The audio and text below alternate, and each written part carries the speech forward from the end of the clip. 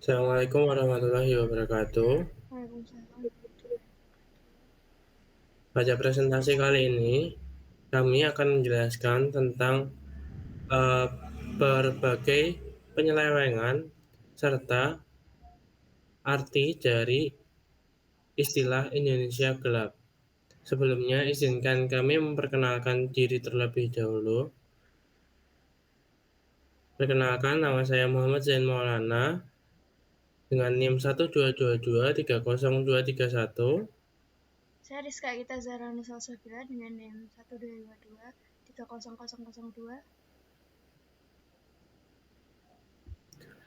Memasuki ke pembahasan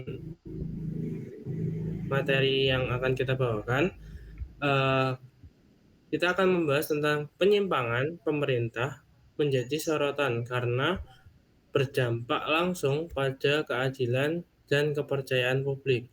Serta kita akan membahas kondisi politik saat ini menunjukkan krisis kepercayaan dan ketidakpuasan rakyat. Rumusan masalah dari presentasi kali ini adalah apa pemicu munculnya istilah Indonesia gelap. Lalu yang kedua, solusi strategis apa yang bisa dilakukan untuk memperbaiki kondisi pemerintahan serta yang ketiga, apakah pemerintah sudah mewujudkan cita-cita bangsa? Lalu, untuk tujuannya sendiri adalah untuk menganalisis praktik pemerintahan terkait cita-cita yang terdapat dalam Undang-Undang Dasar 1945. Lalu yang kedua, mengkaji istilah Indonesia gelap sebagai kritik sosial. Lalu yang terakhir, memberikan rekomendasi reformasi untuk masa depan. Di sini kita akan membahas apa sih istilah Indonesia gelap itu sendiri. Jadi istilah Indonesia gelap merupakan pernyataan yang dianggap masyarakat dapat menggambarkan kondisi negara Indonesia yang mereka rasakan saat ini. Aspirasi ini disampaikan secara luas dengan peringatan berwarna hitam yang disebarkan melalui media sosial. Jadi eh, beberapa bulan lalu istilah Indonesia gelap ini menjadi tren di mana masyarakat menganggap bahwa pernyataan ini dapat menggambarkan kondisi negara yang sekarang karena masyarakat menganggap bahwa banyaknya muncul kebijakan-kebijakan yang dianggap merugikan masyarakat itu sendiri serta eh, adanya pembungkaman terhadap jurnalis yang memberitakan berita-berita terkait hal tersebut. Berikut beberapa kasus penyimpangan yang perlu menjadi perhatian. Nah, di sini ada beberapa kasus, mulai dari kasus korupsi yang dilakukan di lembaga pemerintahan, di badan usaha milik negara, kemudian ada pembatasan kebebasan sipil berupa penyampaian pendapat dan juga penyuapan terhadap eh, tokoh-tokoh dalam pemerintahan. Oke, yang pertama kita akan bahas tentang korupsi dana BTS 4G dan penyalahgunaan jabatan oleh Kominfo. Nah, korupsi ini sendiri tentunya merugikan negara dan penyalahgunaan jabatan oleh Kominfo di sini yaitu berupa pembebasan website judi online yang tentunya akan merugikan Indonesia karena hal ini berdampak langsung kepada generasi muda seperti itu. Lalu yang kedua, korupsi di PT Pertamina dan PT Timah. Nah, korupsi ini memberikan dampak yang cukup signifikan di perekonomian karena korupsi ini memberikan kerugian ratusan miliar rupiah yang tentunya akan mempengaruhi kondisi ekonomi Indonesia seperti itu. Lalu yang ketiga pembatasan kebebasan sipil. Nah, hal ini perlu menjadi perhatian karena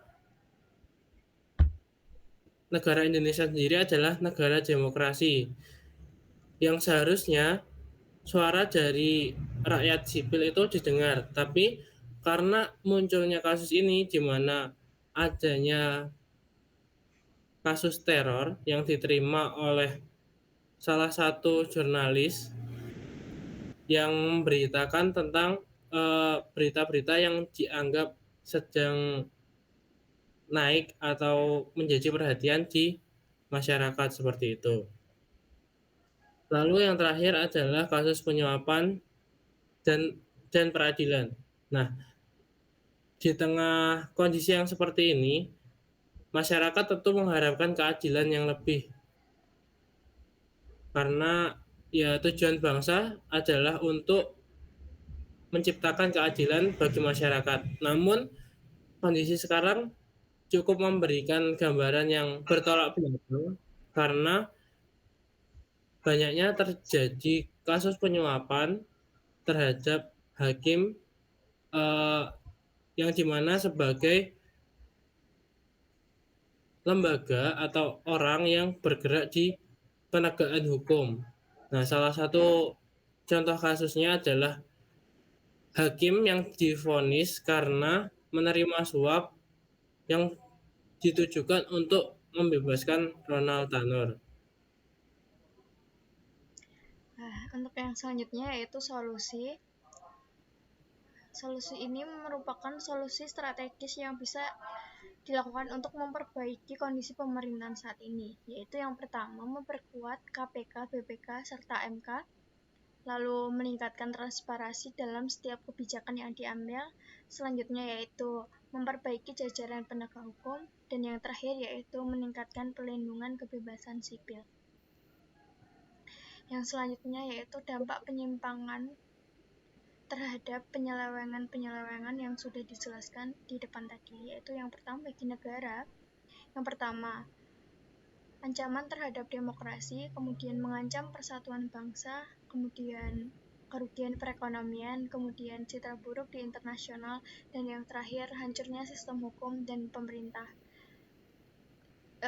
Yang selanjutnya yaitu untuk masyarakat, yang pertama hilangnya hak menyampaikan pendapat, lalu keamanan diri yang terancam, kemudian munculnya rasa tidak percaya pada pemerintah, kemudian hilangnya keadilan karena hukum yang tumpul ke atas, selanjutnya yaitu meningkatnya kesenjangan sosial dan kemiskinan.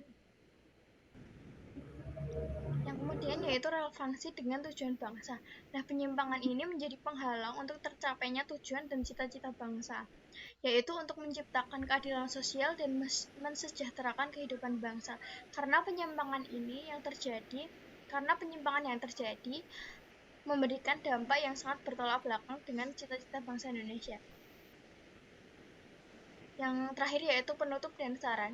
Dalam kondisi Indonesia yang sekarang ini, masyarakat memiliki peran penting dalam mengawasi jalannya pemerintahan, serta diperlukannya jiwa kesadaran politik untuk hal itu. Semua pihak mulai dari masyarakat, pemerintah, dan aparat penegak hukum harus saling berkontribusi untuk mewujudkan cita-cita bangsa.